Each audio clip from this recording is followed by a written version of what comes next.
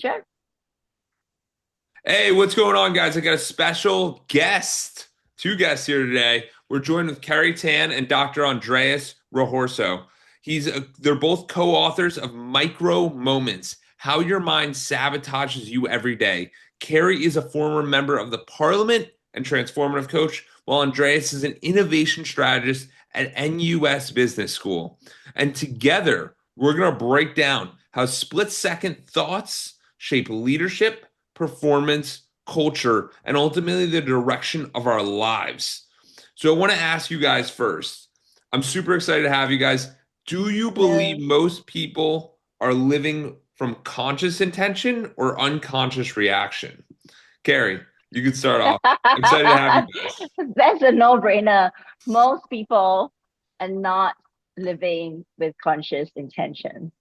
And this is where Andres is coming to ask you, like, do you think you're conscious right now? I And don't guess what? know. Guess what? The answer is we think that we are conscious, but we are at the mercy of our mind's programming. Oh, wow. Wow. Andres, what do you think about that question as well? Yes, most of the time we believe that we are conscious, especially when we make important decision. But sorry, I have to tell you all that you are actually unconscious. Do you want me to explain why this happened, Jordan? Yeah, absolutely. Let's dive into it. All right. So actually, this is very important starting point. Our mind is not a camera like all of you think before. So when it's our mind is like a camera, then basically we have a weather reporting. Weather reporting is real. If it's Yeah. rain, if it's hail, then it's it, right? Yeah. Sorry, Jordan, your mind, our mind is weather forecasting. Interesting.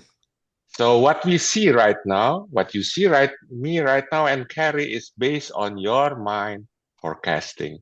So when it's come to weather forecasting, you know, right, how dangerous it is. It could be say it's a sunny day and suddenly it's rain and you forget to bring your umbrella. That's basically what happened right now. And very few people aware about this. I Mm. can continue later, but let's continue with this.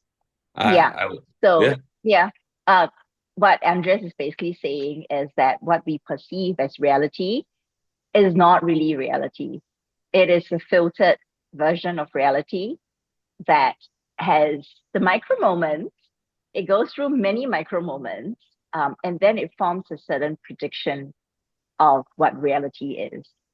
And that process is what we cover in our book, Micro Moments. It's about dissecting those moments when we perceive something, we see something, and then our mind immediately predicts it into a version of reality that it's often not really the objective reality.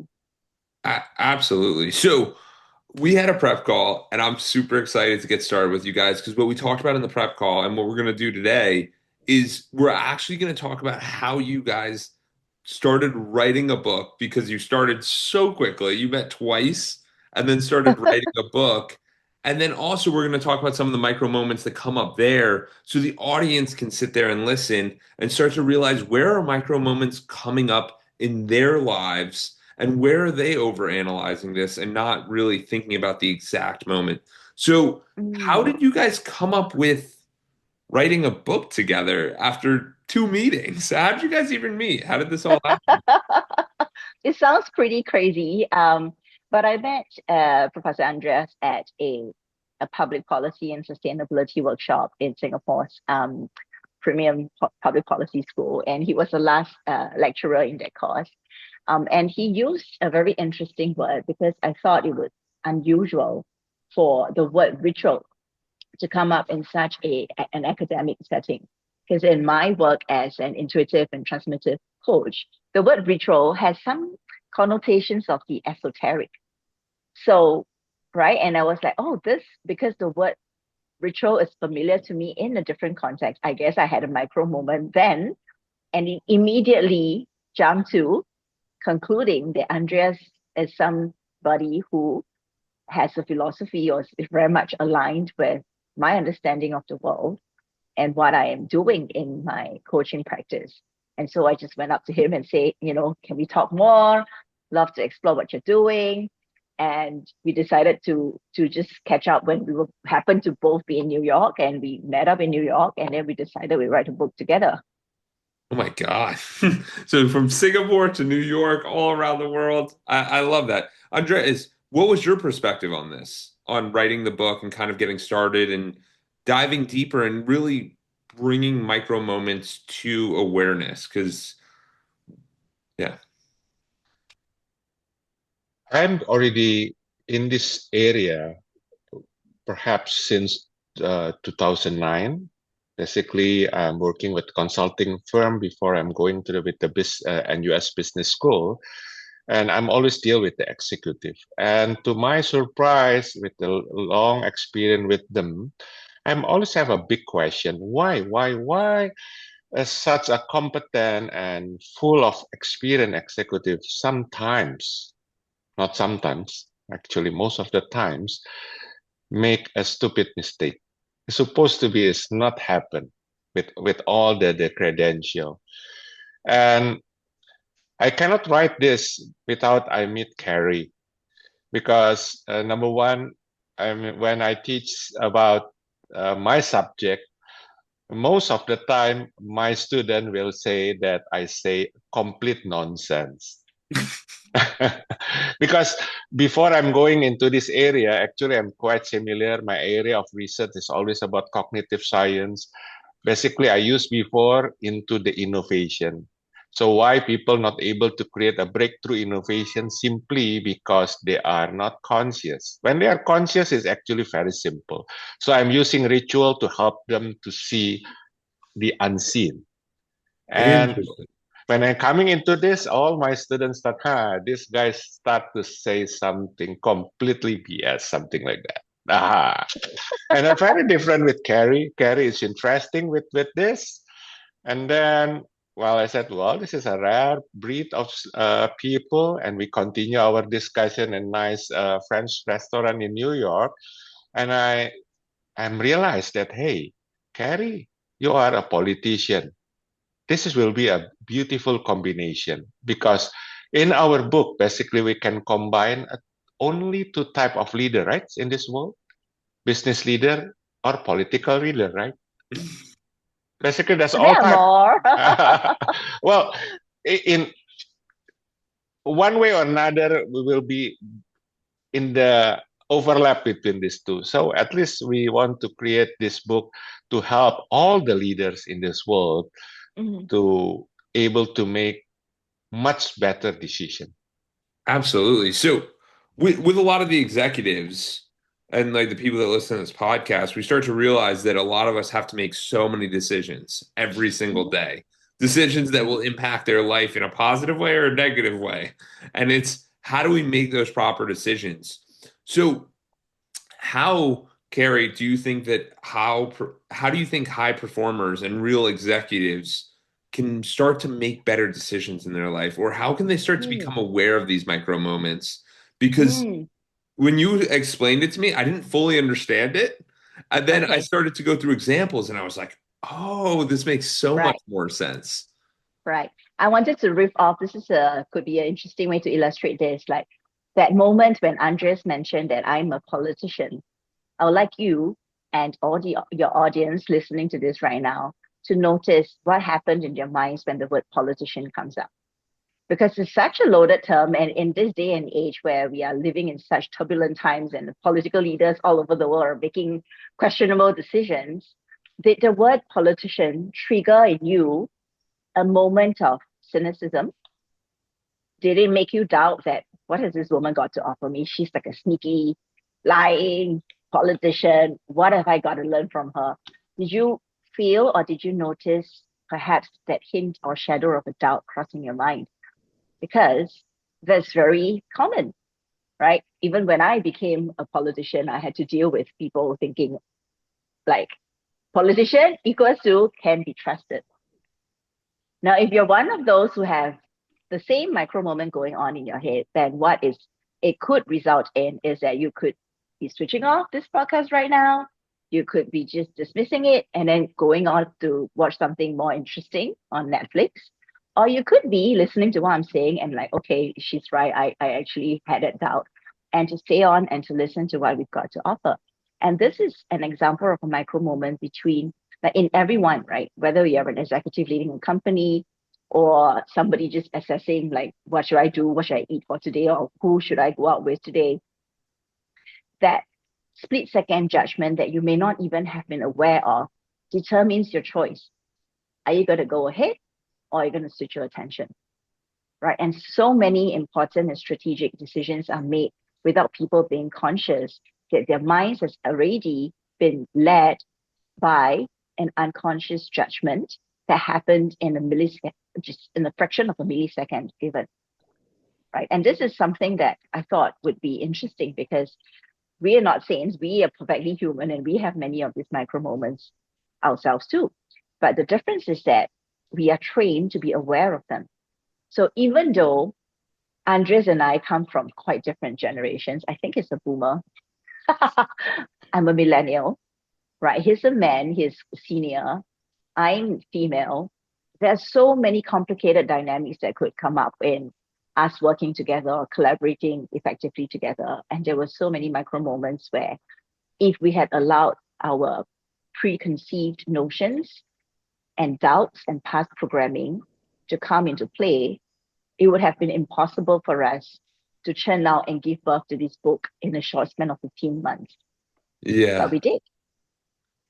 No, I mean, you're bringing up very valid points because you sit there and think about how many times, and just for the audience to realize is how many times have you sat there and had a preconceived notion about someone, and it could be a religious figure, it could be a political figure. I know if you say political in the US, everyone thinks of the president, the vice president, the other people, the political parties, and yeah, I mean, it goes very, very quickly where it's like, who's this person? How does this work? What are they doing? And how many times do you guys have preconceived notions? Like, I was talking to my wife the other day. We were going on a hike, and she was like, yeah, those people are living the dream. And I'm like, is that your dream? Is that the dream that happens? Like, how did that happen? And I just got like triggered by it. Like, I kind of got worked up because I was like, I thought we were living the dream. I thought this was great. And she was like, why are you acting like this? And I'm like, I don't know. I want to live the dream. So it's just these micro moments where people say things and you start to become aware of like, why did that person freak out? How do we get rid of these preconceived notions, especially across what you guys are doing with generational gaps? Like a lot of people have issues with their parents. A lot of people have issues with their grandparents because they see the world differently instead of just accepting, hey, like, why do you like the way it is? Why does this actually work? So what were some of the micro moments that you guys had going through that book writing journey? Because I can imagine anyone who's written a book knows how hard it is, how intense it is. My opinion matters, your opinion matters. How did you guys think about that? Andreas, how do you guys think about that? Confession time, Andreas. Did you have any micro moments that you had to work through? Well, I have Jordan, we cannot escape from our micro moment. Perhaps I'm insist. I want to tell you something. It's very important. So perhaps why micro moment happen is more important for me to tell your audience. Okay, so let me continue about the weather reporter, right? Yeah. Okay, Yeah. and the weather forecaster. Okay, so our mind basically by DNA has to work very efficiently. That's a basic of our DNA as human being.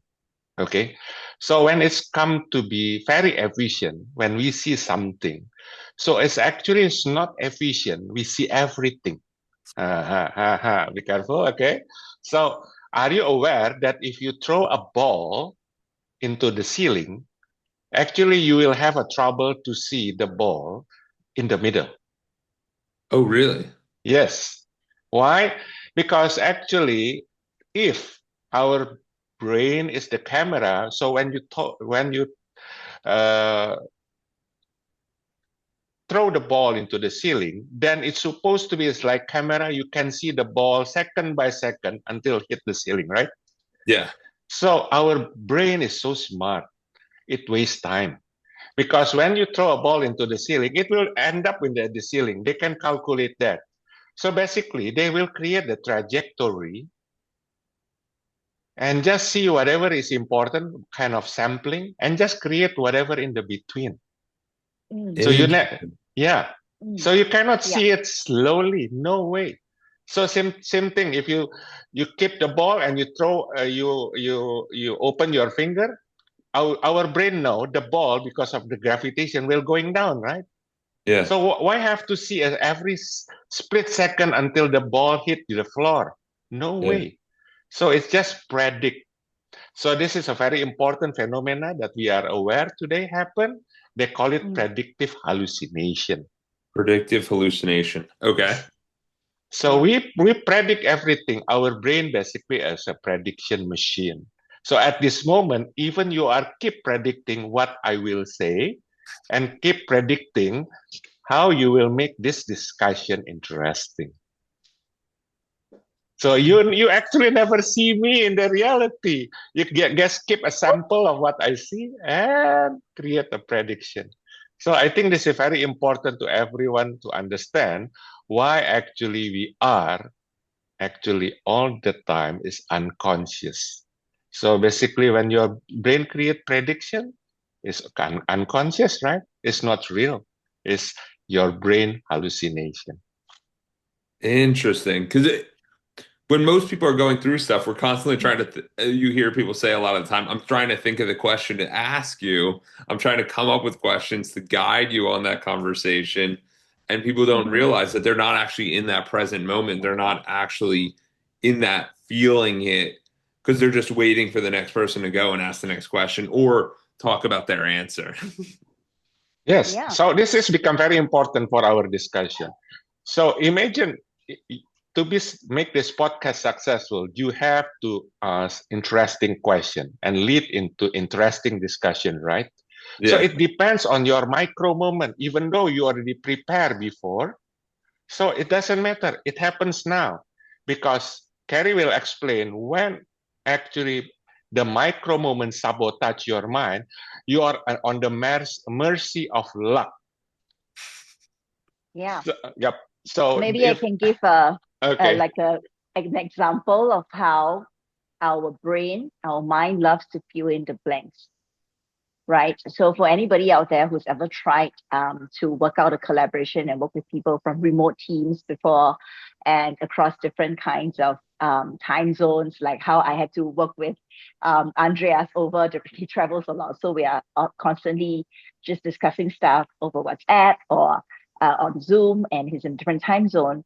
There were so many moments when a communication would go out from me and Andreas wasn't responding, right? And there were moments when there was, to my tolerance level, longer than usual stretches of silence. And I would notice my mind going to what's happening on his side. Why is he not responding? Is he skiving? Is he procrastinating again? Why am I doing all the work and like blah, blah, blah, blah, blah, right? So I'm a bit more type A. And as you can see, Andreas is quite chill kind of gentleman. We have very different work styles and we operate at very different cadence and intensity. And we would have not known anything like this about each other because remember, we met twice and we decided to work together. But in the absence of communication and in the absence of more data that provides clarity, it's so usual for our minds to imagine.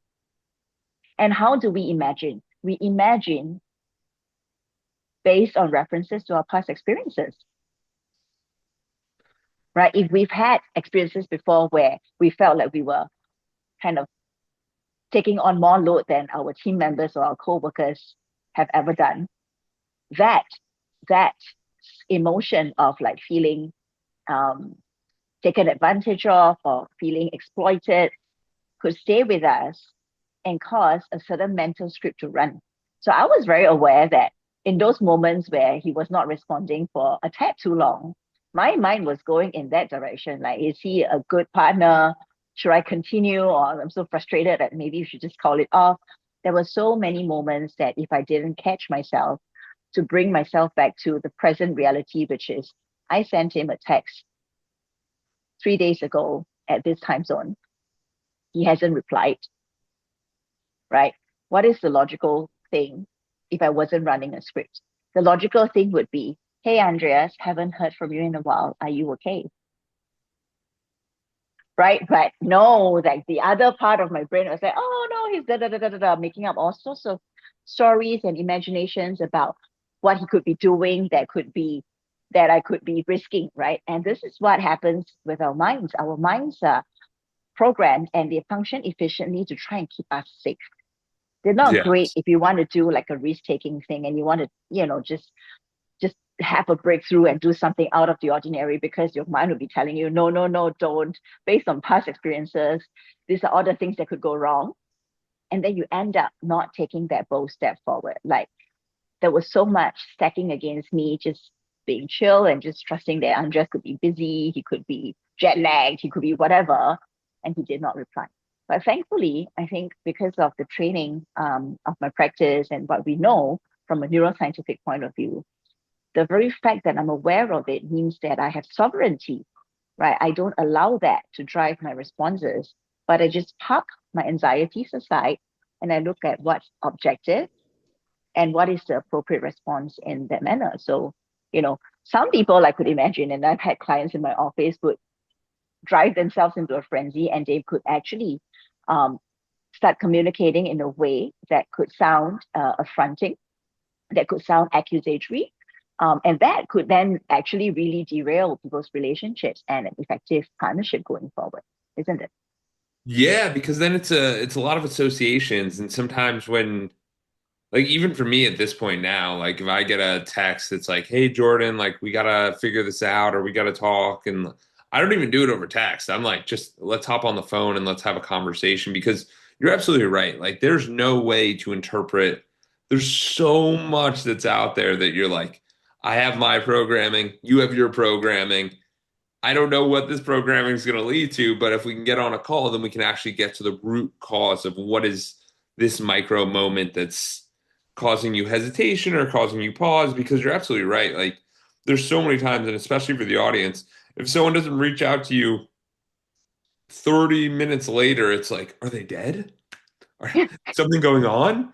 Oh my God, I didn't realize they were on a plane, and on the plane there's no Wi-Fi. And then by the time they landed, they actually didn't get the text. And this stuff tends to happen all the time. I literally had a client where he talked to them, had a good agreement, had a good next step, and the next step was to send an email. He sends the email. I'm like, how long has it been? And he goes, it's been a week and a half. I go, what was the communication channel that you communicated on? And they're like, Facebook Messenger. I was like, so you communicated on Facebook Messenger and then sent an email for the first time? And they're like, yes. And I go, have you reached back out on Facebook Messenger? And they're like, no. And I'm like, do that, because they at least look at that. He writes that the person responds in 30 minutes. I never saw your email. So when we do these things, we try to switch to professional, or try to switch to like a more engaging way of helping people, but that's not always the best model, because Mhm. this person, they don't need time to think about it. They didn't even hear your first response. And how many Yeah. times do we tell this story of I'm rushing them, or this doesn't work out, or it's a challenge that we're all having. So how do you guys think micro moments can shape relationships in the business culture and relationships in general? Because that's kind of what we're talking about here. We're talking about how to think about having strong relationships, having strong business connections. Where do we miss the ball on that sometimes? Hmm. Actually, I have a very fresh case study to share, which is that without naming names or organizations, a particular individual has decided that they would not like to stay in the company because they have a different view, and a pretty strong view, to which they perceive the CEO's way of running the company. And in this individual's mind, he feels that there is a value conflict. And the discussions that happened after that has prompted his resignation, and then a potentially contentious and hostile moments of agreeing on what the external communications would look like if they were to announce his departure. And he Yeah. just went into self-protection, defensive mode, and say, I don't want to say anything other than we had a value conflict, because otherwise people are going to think that I couldn't do the job. And then I was asked to go, right? But that was his own internal script and internal micro moments, thinking that, and a version or a polite and maybe rather vague account of why this person is no longer choosing to be part of the company is dishonest, right? He's reading public relations speech as dishonesty, and I'm like, hey, wait, hold on, dude, you seem to have a pretty strong trigger around truth and around honesty, but honestly speaking, such a pun not intended.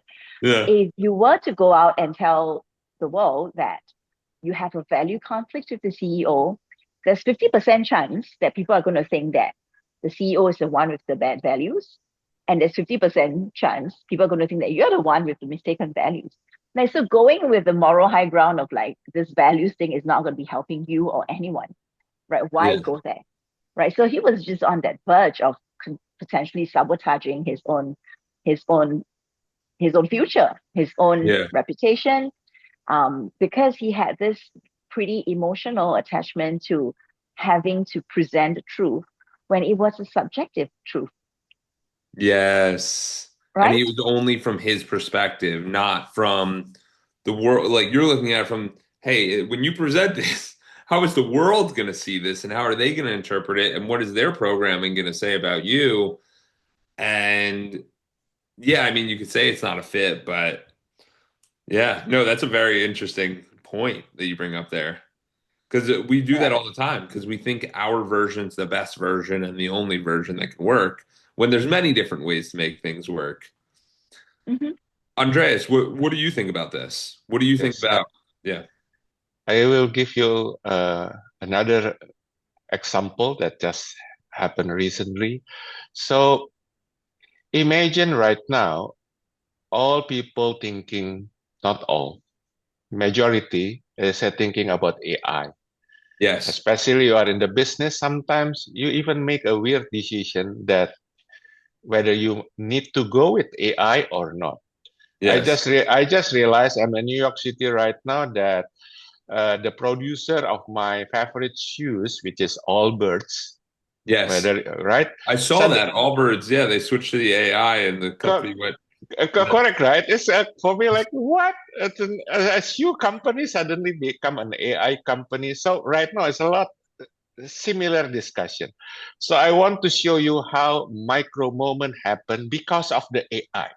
Okay. Yeah. So the most important question for you to answer if you want to go to AI business or not, whether AI booming, right now we are in the AI booming, will continue or bust. That's a billion-dollar question, right? Correct? Yes. So again, back to our brain is actually it's not weather reporting, it's weather forecaster. It depends on how you engage with AI. And to your surprise, AI is actually depends on how you trigger the question will end up with the story of AI booming will over soon. Yeah. Or yeah, completely opposite. The AI booming will continue for quite some times. Imagine you're asking a question about business relationship, right? You and me, we are in the company, and suddenly we're thinking, how about we go to AI business? So imagine just 3 hours, even though you already prepare everything for this discussion, 3 hours you do your asking. Well, why I'm not asking AI? Some people have a tendency to ask AI always. Some people just, why not try? Okay. Yeah. And suddenly you are end up with AI boom will over. On the other side, your partner AI boom will continue. You have a conflict already. Yeah. On the moment you make discussion, and it's not happen because you are not do not have preparation, Jordan. It's because suddenly I'm assumed, just for the sake of discussion, you don't like AI so much, make us dumb, and you at the just 3 hours before the meeting, why I'm not give a try, Yeah. and because of that 3 hours before the meeting, what's supposed to be as a nice discussion that you will go into AI business, and suddenly you are disagree because AI able to sabotage your mind and create a new hallucination that AI Mm, boom will over. I hope I make And it clear. yeah, yeah. because it gets us thinking about like what's actually happening. And because a lot of these software, social media, AI, all of it is catering to our internal thoughts and our internal stories of that Yeah. fear that we have and that safety, Mm, then it just keeps showing up. And it's like, hey, I think AI is bad. If you keep telling ChatGPT or Claude or any of them that, hey, you're bad, mm, you're not going to use them. And they're also going to cater to your response. So it yeah. starts to curate this for you. Yeah. So what it actually happens is that technology has enabled the perpetuation of our delusions at scale. Yes. So back to your question about business and leadership and organizations and cultures, I think one of the reasons that made me want to write this book is really the just simply the number of times I've had great, capable, really smart, competent people come into my coaching studio and they weren't seeing the outcomes in their lives or their businesses matching their intention. Like Yes. everybody's smart, right? And they have like, I want to build an empowering company culture where everybody feels like they have autonomy and they're creative and they're problem solvers. But they're like, but I'm not seeing that, and I'm the CEO and I'm like just burnt out because like everything is bottlenecked and me. I want to go sit by the beach and have a tequila and have my company run, but it's not happening. Right. Yeah. So why is there a departure between what we intend and what is actually manifested? Right. The difference that the thing that accounts for this difference is really the unconscious sabotages that's going on, accumulated by so many micro moments and missed decisions that we weren't even aware of. The stuff that goes on in the subconscious and in the invisible that we're just powerless to fight against. So So the power what? of our intention is not good enough. Like you've got to know whether your mental programming is aligned with the direction of your intention. Yeah, absolutely. So what are some of these micro moments, just to bring it to awareness for everyone, that almost everyone experiences on a very daily basis, but they probably never notice? They rarely notice them. What are some of the micro moments that come up for individuals, whether business or just a regular individual, and they just don't even realize that it's occurring? Right. So at least in the Asia context, we have a lot of people who work really, really hard, right? And Yeah. then they feel somewhat, maybe if they're not given that promotion, they feel somewhat underappreciated, Yes. right? And then they're like, I'm working so hard, and then the year-end performance appraisal comes, and then people are telling me I'm not a great team player. They'll be like, what? Like I'm busting my ass and I'm not being a great team player. And so this is very common because the dissatisfaction and that just horrible feeling of feeling like nobody appreciates your value, nobody appreciates your effort can really cripple a lot of people, and it makes them feel awful about themselves, right? But Yeah. what's actually unconsciously happening is our work ethic or maybe our belief in hard work that drives us, that we believe is the formula to success, could be causing us to do so much and to micromanage so much that we're not giving space and allowing other people to lean in and to show their strengths. I completely agree. The reason I'm smiling is because I literally was speaking with a client yesterday, and he was telling me how he was like, I need to get good at sales. And I'm like, maybe, but like, let's go out a decimal or two. Like, let's go out a year, 2 years. Like, say you're running a huge business, see what happens. And like, are you gonna have salespeople? And they're like, yeah. And I'm like, are you gonna be doing the fulfillment? And they're like, I'm like, let's say it's a big business. Are you going to be doing the fulfillment as well? And they're like, maybe, probably not. Like, it's going to be more of the bigger picture stuff. So I'm like, theoretically, you don't have to do the sales, and theoretically, you don't have to do the fulfillment. It might be a good idea to maybe get some help on the sales if you're not that into sales. Like, Yeah. because you're absolutely right, because we do have this preconceived notion that if I do it, I'm going to do it the best. And the more I do, the better I'm going to be. And it's like, if you're giving your level of effort and it's a 3, and someone comes in there and gives it level 10 effort, they're going to start doing Hmm. it so much better than you. Like so Hmm. much better than you.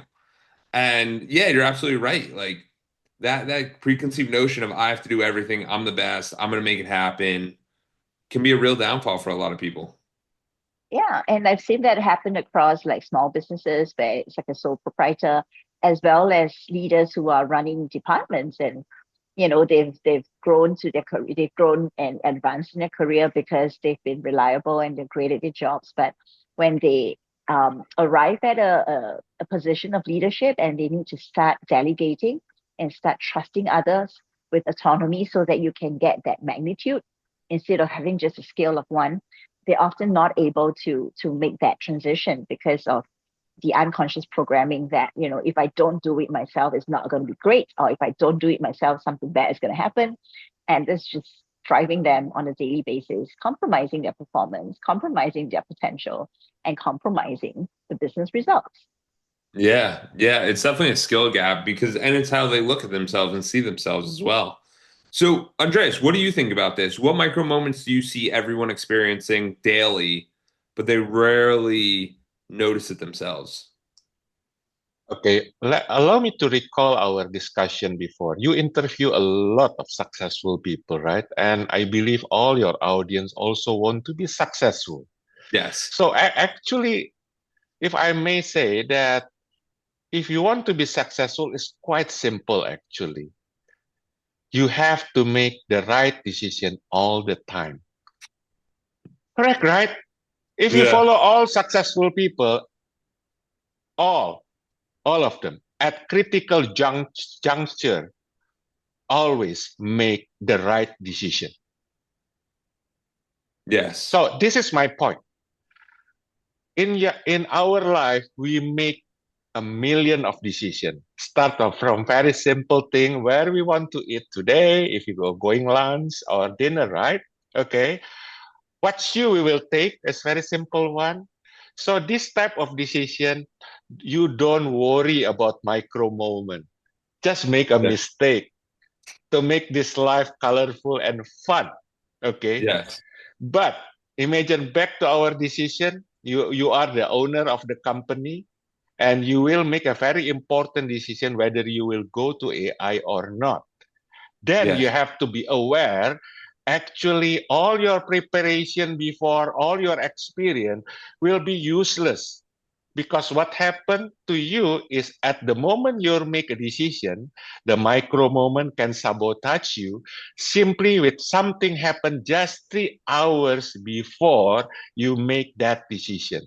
So back to my explanation example before, if you are keep yourself like I'm when it's come to important decision, I'm always use myself. I don't rely Yeah. on AI. So if that 3 hours before that meeting you are not touch AI, you are successful. And because you touch AI, you pick micro moment with your engagement with AI, and that's actually seal your business to be failure. Wow. Mhm. It's powerful. So, Yeah. so in that example, what I would encourage everyone to think about is if a business leader has always been trusting himself, right? And he's like, I've got all these considerations, I've done all the research, but somehow 3 hours ago, I just decided to go consult AI. What is the micro moment behind that decision to consult AI? Was it a moment of self-doubt? Like, was it a moment of doubting that, hey, if I'm going to consider adopting AI, then I should be also at least trying out AI? So he does something that is out of character, right? Because of a moment of doubt. or of a moment of expectation. And that has the power to shift the entire trajectory of his decision. That's why, Jordan, I told you before, all successful person, basically a lucky person. You know why? So back to the story again. So you actually never consult AI, and for the sake of curiosity, you consult AI 3 hours before very important decision-making session with your partner. And actually, AI gives you the right conclusion that AI booming will continue. Same thing with your partner, which is already do all their homework in this area. So the meeting will be a successful meeting, and you create a new AI company and will be very successful. You see? Yeah. So that's why my point is, because you don't know whether the micro moment that capture you actually a good one or a bad one, you always need to be aware when you make important decision making that you start to realize, I am not conscious at this moment. Okay, that's why I cannot change that. I need to deal with this weather reporter. Okay, but you start to think whether my micro moment is correct one or not. That's very important thing to do. So when there's a big decision coming up, it forces us to, and this is why I like Doc how you explain the different levels of decisions. Like there's what are we going to wear today? What are we going to do today? Who are we going to eat today? Like these are different levels of decisions versus should we adjust our business, or even a normal one would be like, should I buy that car? Or should I buy that real? Like those are bigger decisions. And in those cases, you have to start asking yourself the better, like asking your questions of like, what mental story am I holding right now, or what moment is holding me back, or what's limiting me, or what am I not seeing? Because you start to ask yourself these questions, you're going to start to see the world completely different, and it might open up to we should do this or we shouldn't do this. Carrie? Yeah, actually, having this awareness that you're hallucinating is just the beginning, right? And what we actually offer in our book is really the technique for you to develop metacognition. So you don't just catch yourself, but you have the power and you actually train to map out and be very clear how your mind tends to run the script and what exactly the script looks like when you're triggered by anxiety or when you're triggered by doubt or when you're triggered by this is a high risk decision, so I got to be careful. When those signals come into your brain, do you know how your mind processes that and what is the usual script that it runs? Because if you don't know what is the script that it runs, then we don't know that it's actually holding power over us. But if we know the exact mechanics of what our script is made up of, then we can see that when we are performing the script, we can say, oops, this is my default pattern. I'm not responding to the present reality and the present moment and the present opportunity based on the present data. Then that's when you could pause yourself and say, I'm not going to run that old habit. I'm going to do something different. I'm going to do something different that is appropriate for this particular moment. And that's when we take our power back. And that's when we become conscious and intentional. I love that. And the method is we have abbreviation for that, OPIJ. And this is very interesting thing that I want to tell you, Jordan. O starting with observe. Carry the master on this area. She will able to prove just as simple to observe reality, we are not capable. She tried many times. If she throw you some question at this moment, perhaps you're also not able to observe the reality we face at this moment. So how you can make a good decision at a critical juncture if you're not able to observe reality? It's a basic stuff, right?